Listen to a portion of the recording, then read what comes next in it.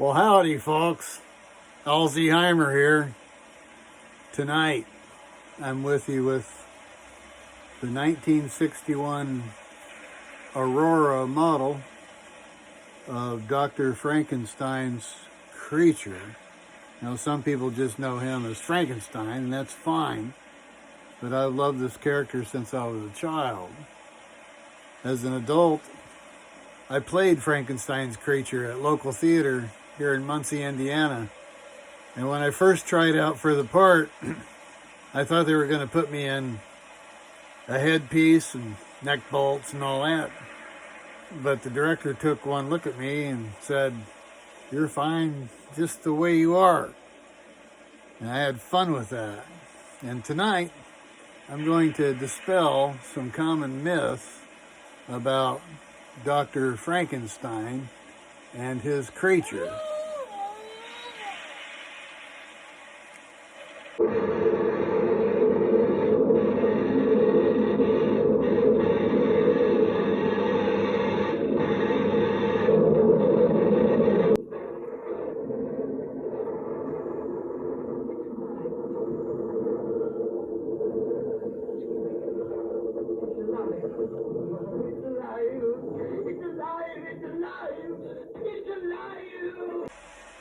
Now, oftentimes when people think of the character of Dr. Frankenstein, they often think of a lonely old man living all by himself as a mad scientist in his castle.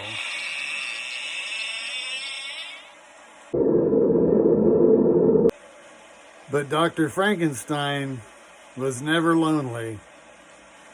He was really good at making friends. Careful.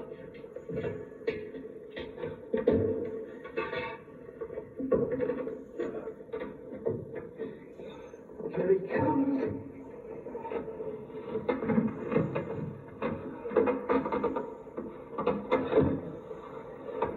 Dr. Frankenstein really did know how to bring people together.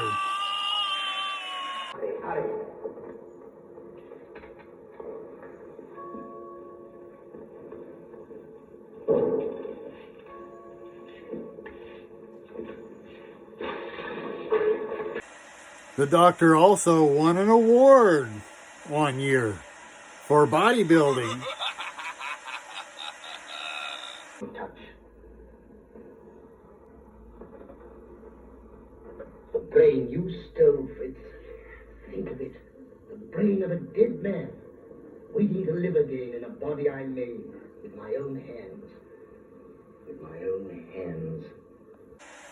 Now, despite the creature's reputation for rampage and murder,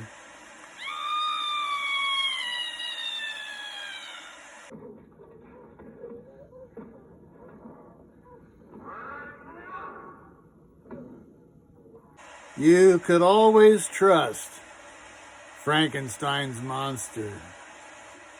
He got someone else's back, so he can probably handle yours.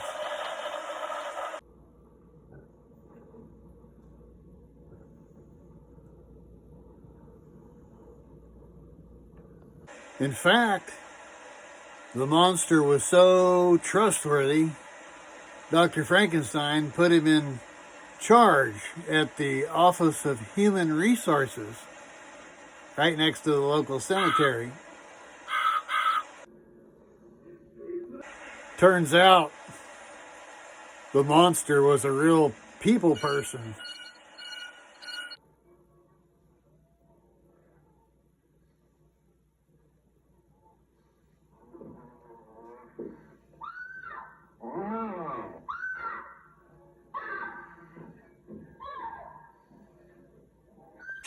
Dr. Frankenstein also hired himself an assistant. He called him Fritz in the 1931 Frankenstein movie, and this later became the classic Igor character. Dr. Frankenstein hired Fritz, or Igor, as he just had a hunch about him.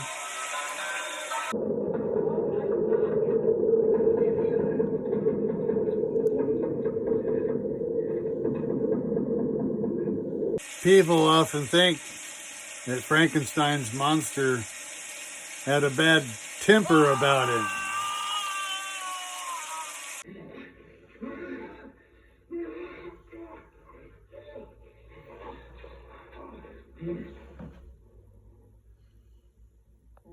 But the creature really was pretty level-headed.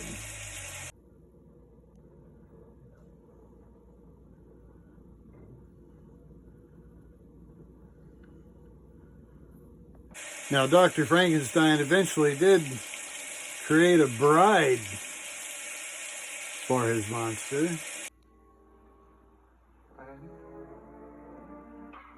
But Dr. Frankenstein never did make another male creature because he just didn't have the guts for it.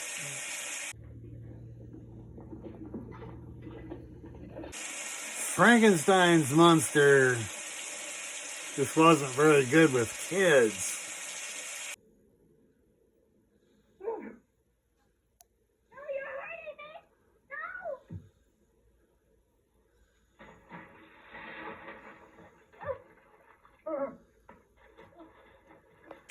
So it's a good thing that Dr. Frankenstein made the monster so he could never have kids.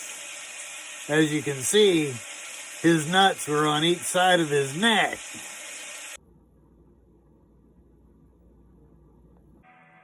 So there you have it. The real story of Dr. Frankenstein and his monster.